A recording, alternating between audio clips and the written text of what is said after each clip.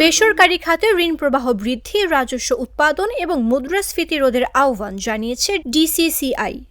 দেশের সামগ্রিক ব্যবসায় ও বিনিয়োগ বান্ধব পরিবেশ নিশ্চিত করতে বেসরকারি খাতে ঋণ প্রবাহ 2 অঙ্কে উন্নীত করা, আর্থিক খাতে সুশাসন ও স্বচ্ছতা আনা এবং ঋণের সুদের হার কমানো, স্থানীয় ও বৈদেশিক বিনিয়োগ সম্প্রসারণের নীতি সহায়তা অব্যাহত রাখার আহ্বান জানিয়েছেন Dhaka chamber of commerce and industry.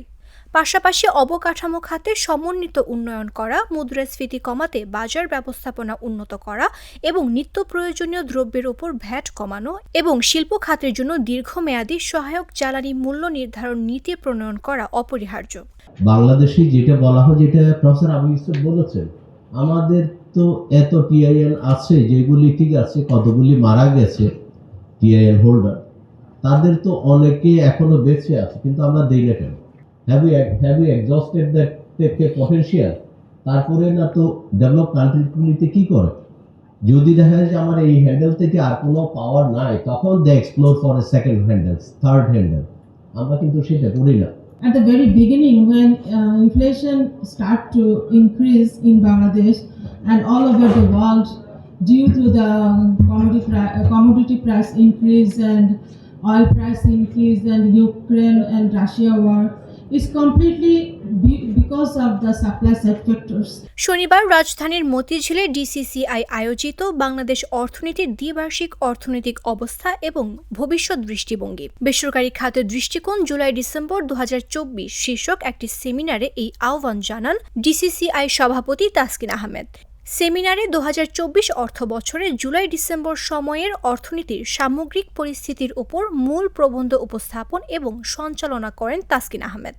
তার উপস্থাপনায় তিনি বৈশ্বিক অর্থনৈতিক পরিস্থিতি, মুদ্রানীতি, মুদ্রাস্ফীতি, বেসরকারি নিয়োগ, এফডিআই, কৃষি, শিল্প ও সেবা খাত, সিএমএসএমই, জ্বালানি ও বিদ্যুৎ, লজিস্টিক অবকাঠামো, দক্ষতা উন্নয়ন এবং আর্থিক খাত তুলে ধরেন।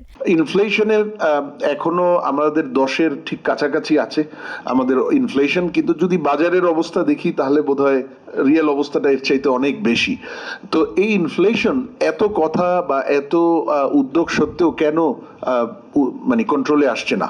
বাংলাদেশে আসলে এই এত বছর পরেও, স্বাধীনতার পরে যে এই ধরনের রিফর্ম দরকার ছিল, সেই রিফর্মটা হয়নি। অনেক কাজ হয়েছে, লেখালেখি হয়েছে।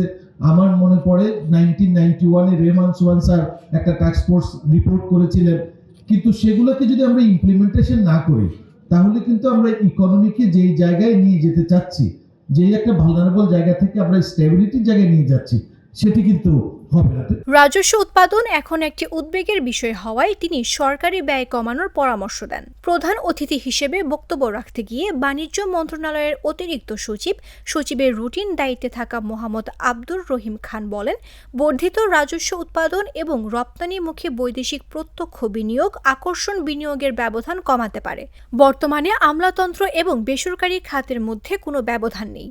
তিনি এলডিসি উত্তরণের চ্যালেঞ্জ মোকাবেলায় রপ্তানি প্রতিযোগিতা বাড়ানোর ওপর জোর দেন। শিয়া বাটার ও ভিটামিন ই সমৃদ্ধ lily glam beauty soap. Lily, always beautiful.